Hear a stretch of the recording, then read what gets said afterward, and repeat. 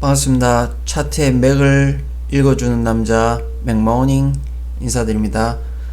네, 이 시간에는 지금 현재 미국 시장이 간밤에 지난 토요일 새벽에 좀 큰 폭 하락하면서 지금 이게 대세 하락으로 가는 게 아니냐, 그리고 우리 시장도 가뜩이나 어려운데 이거 저점 깨고 계속 추락하는 거 아니냐, 이런 많은 우려들이 있을 걸로 보여져서 제가 대세 하락장이 아닌 이유에 대해서 어떤 시장 내부를 들여다보면서 그 아닌 이유들에 대해서 한번 풀어보도록 하겠습니다.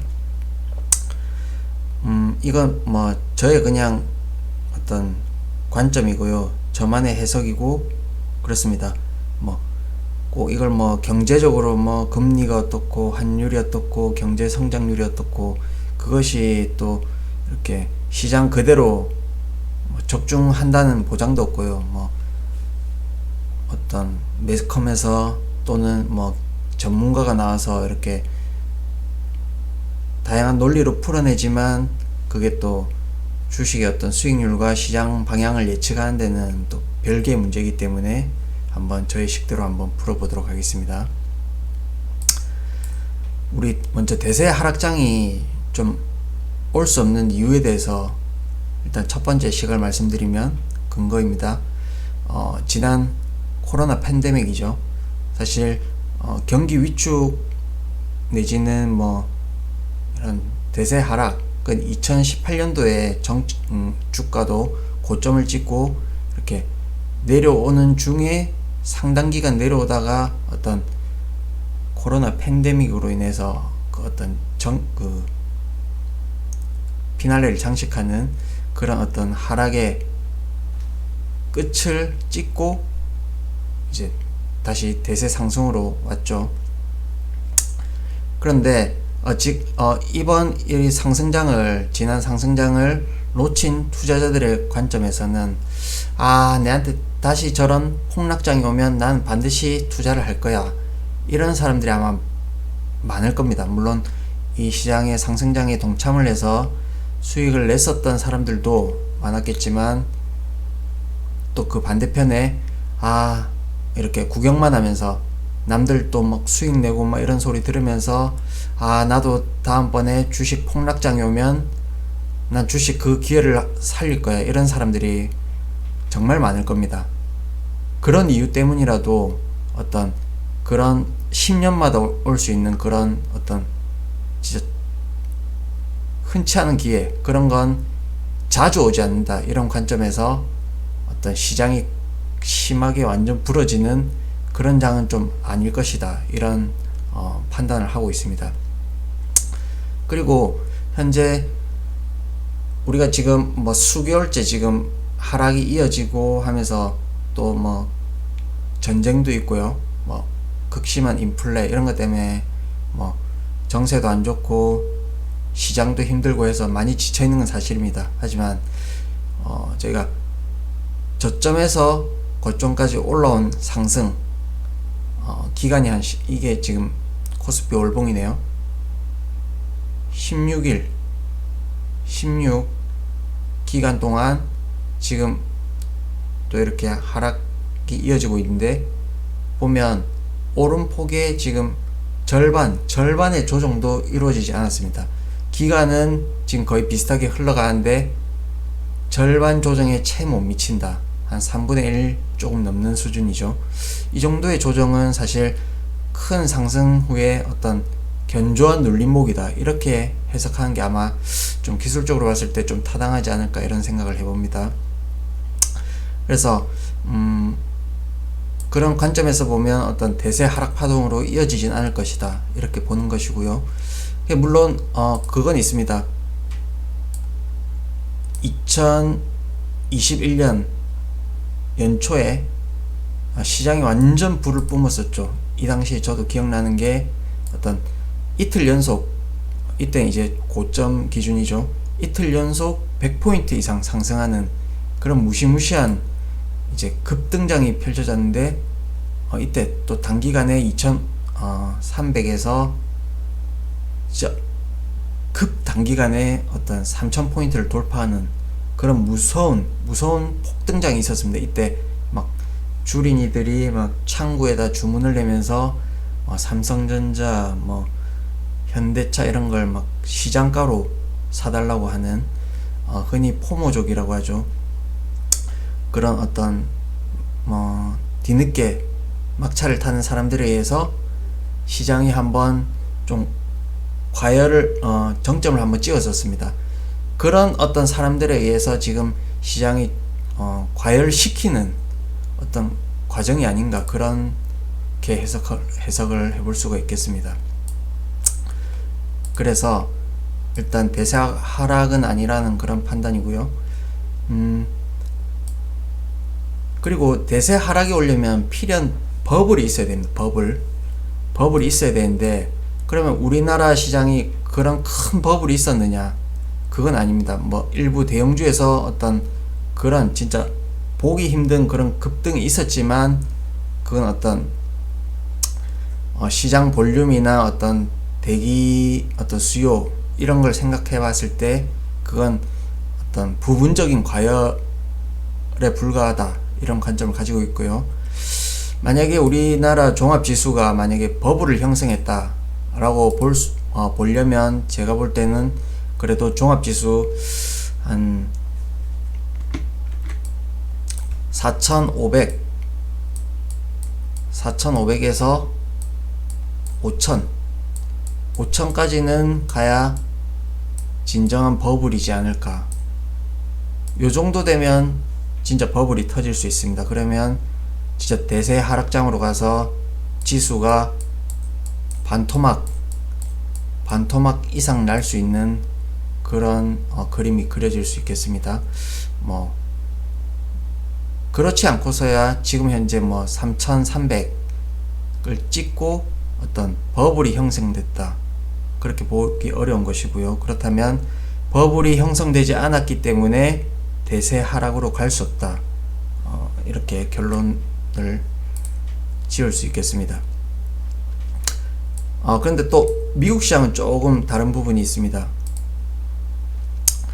미국 시장 같은 경우에는 어떤 부분적인 버블이 있었다, 그렇게 볼 수 있겠습니다. 여러분들 아시겠지만 돈나무 언니 캐시우드의 아크 ETF, 아크 펀드에서 많이 갖고 있는 그런 기술주들이 있습니다. 흔히 꿈은 화려한데 그럴듯한데 막상 실적은 없는 그런 어떤 기술주, 그건 지금 버블이 붕괴되고 있는 중이죠. 진짜 심하게 폭락하고 있는데, 이건 흡사 2000년도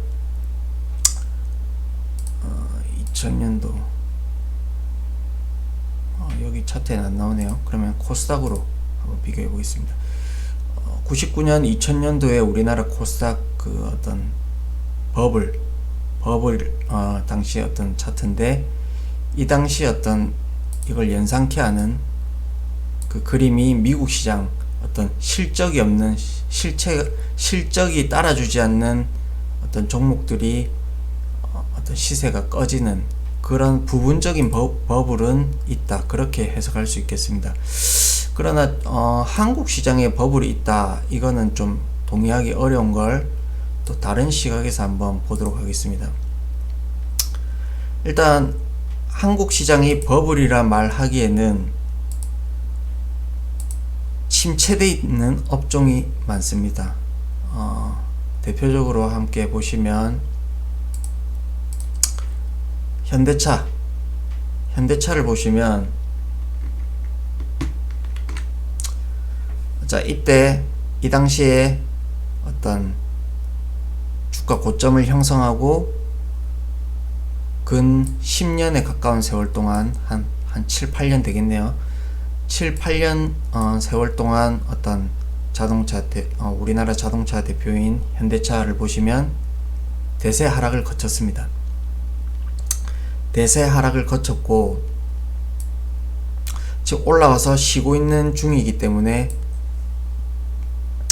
이것이 다시 어떤 대세 하락으로 간다. 이거는 어떤 기업의 실적 전망 이런 걸 또 전망하고 같이 곁들여서 보면 좀 힘들지 않나 이런 생각을 해볼 수 있겠고요.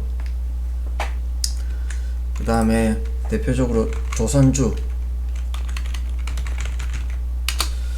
조선주를 보시면 마찬가지입니다.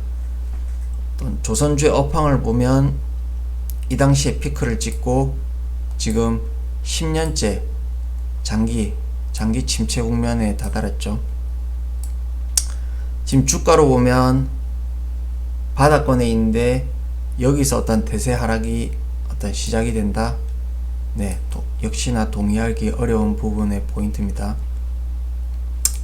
향후에 이래 해서 그래도 상승으로 진행될 가능성이 그냥 좀 이렇게 직감적으로도 높다 그렇게 볼 수 있겠고요.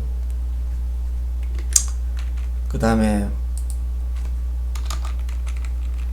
포스코 철강 마찬가지입니다.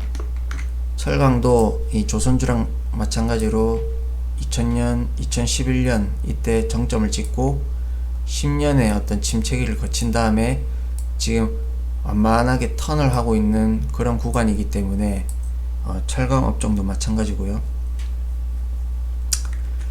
그 다음에 금융주 중에서 증권업을 보시면 물론 증권 회사 자체는 어떤 이때 사상 최대 실적을 내고 있는 중입니다. 하지만 어떤 주가 증권 업종 하나 그 자체로만 보면 사실 주가는 지금 10년 이상 지금 침체권에 있다. 이래서 어떤 이것도 증권업을 봐도 역시나 그렇고요. 그리고 현재 지금 어떤 자본시장으로 부동자금들이 몰려오고 있는 어떤 초입 국면이기 때문에 어떤 그 증권 회사들의 어떤 실적은 일시적인 어떤 호황은 아니라고 봅니다. 향후 이렇게 조금의 어떤 등락은 있겠지만 이 실적은 꾸준히 나올 수 있다. 그런 관점에서 보면 역시 증권업종 역시 바닥권이고요. 그 다음에 어떤 코스닥 우리나라 바이오 어떤 주식 투자하시는 분들 많이 상당히 힘드실 텐데 사실 바이오 업종은 사실 진짜 심각합니다.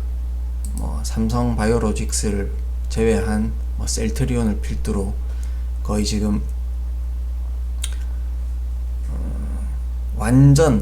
완벽한 침체죠. 완전 10분의 1 토막 난 것도 있고요. 거의 고점에서 많게는 70%에서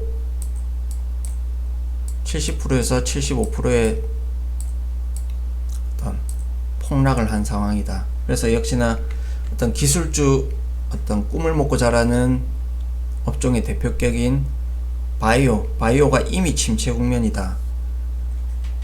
네, 그래서 이미 침체고 이미 바닥권인 업종이 많기 때문에 여기서 대세 하락으로 가는 어떤 국면에 들어섰다 이렇게 보기 힘들다 그렇게 말할 수 있는 것입니다. 그리고 우리나라 같은 경우에는 다양한 산업에 경쟁력 있는 기업들이 제법 있습니다. 예전 같으면 어떤 굴뚝주 내지는 제조업 기반 그런 회사들만 좀 이렇게 다수를 차지했는데 현재로서는 네이버, 카카오 이런 기업들도 있고요. 그 다음에 바이오 기업도 있고요. 시가상위의 그런 어떤 다양한 업종군의 경쟁력이 있는 기업들이 많다. 포트폴리오가 좋은 거죠. LG 에너지 솔루션도 있고요. 반도체 막강하고요. 바이오로직스, 카카오, 삼성 SDI, 현대차, KB금융, 셀트리온, 포스코 전부 다 쟁쟁한 기업들입니다. 그래서 이게 어떤 업종도 뭐 이렇게 가다가 쉬는 업종이 있고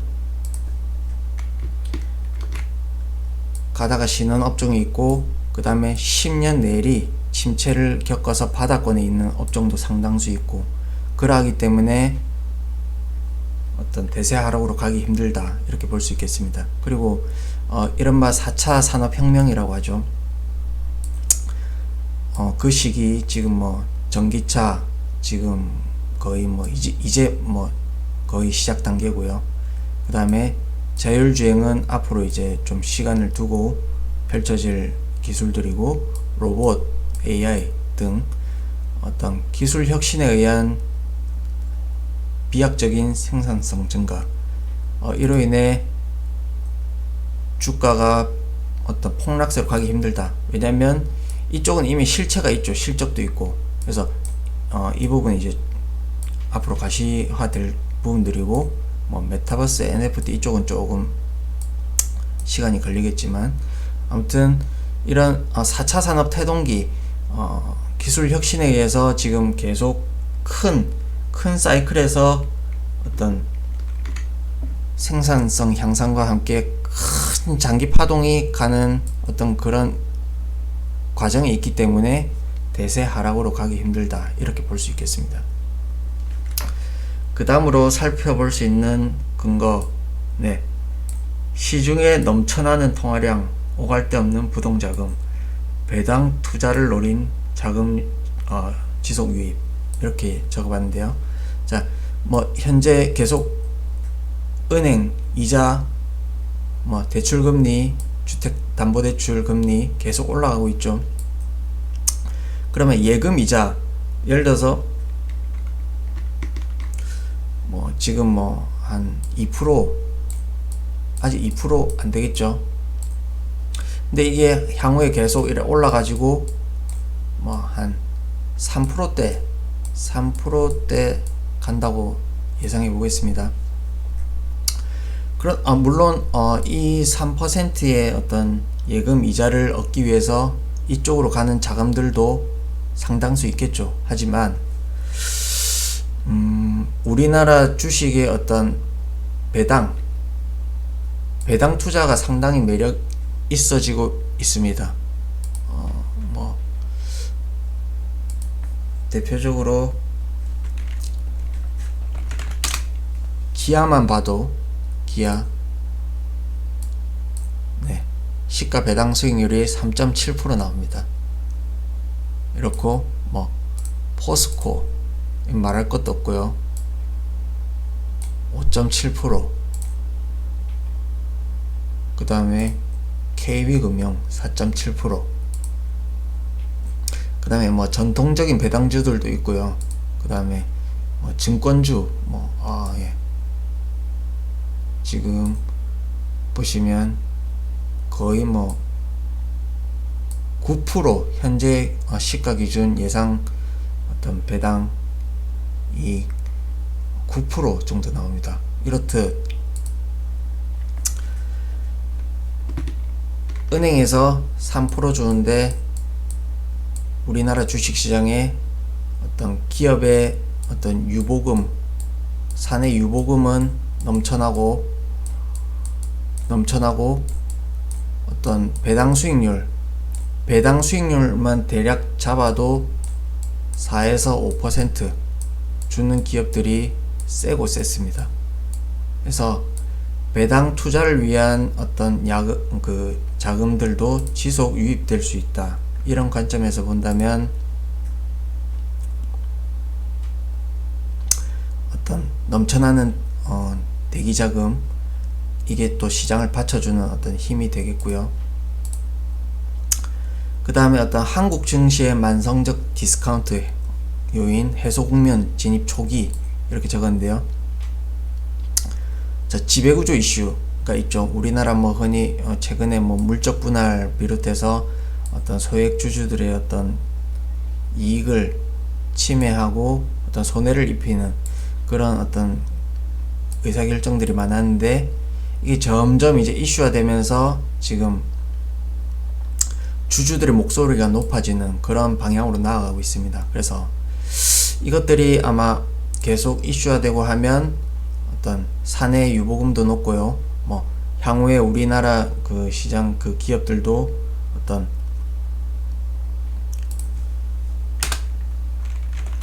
자사주 매입 소각이라든지 그 다음에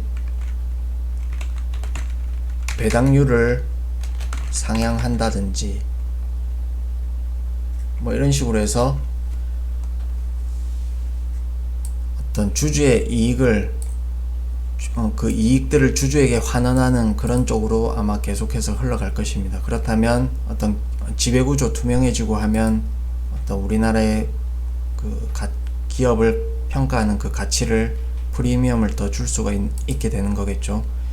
그렇기 때문에 이러한 부분도 어떤 대세 하락으로 가기 힘든 그런 요인 중에 하나라고 볼 수 있겠습니다.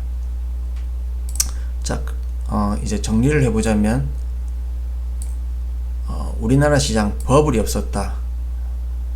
그러하기 때문에 대세 하락으로 가기 힘들다. 그 다음에 두 번째, 경쟁력 있는 기업이 많고 장기 침체 업종이 많다. 네. 그리고 저평가 요인, 지배구조 이슈죠. 해소 국면에 진입했다. 그리고 대기 자금이 넘쳐난다. 이런 네 가지 요인들 때문에 우리나라 시장은 대세 하락으로 가기 어렵다. 이렇게 보는 것입니다. 뭐 이건 저의 관점이고요. 그냥 이렇게 참고하시면 되겠습니다.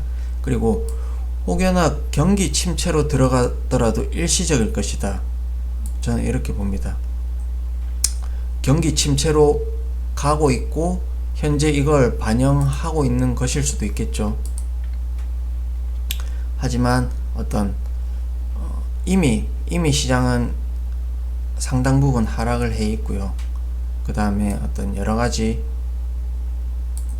어떤 변수들을 종합해 봤을 때 일시적일 가능성이 높다. 이렇게 판단하고 있습니다. 그래서 이런 요인들로 저는 이제 대세 하락으로 가기 힘들다 보는 것이고, 여러분들도 어떤 주식을 어떤 매스컴에서 떠드는 뭐 금리가 어떻다, 뭐 채권 시장이 어떻다, 이런 것도 뭐 참고하시면서 어떤 자기만의 시장을 보는 관점을 키우셔가지고 판단하시면 앞으로 더욱 성장하시고 어떤 투자의 성과로 이어질 수 있지 않을까 이렇게 생각해 봅니다. 네, 오늘은 여기까지 하고요. 오늘의 영상이 도움이 되셨다면 좋아요, 구독 한 번씩 눌러주시고 다음 시간에 더 좋은 내용으로 찾아뵙도록 하겠습니다. 감사합니다.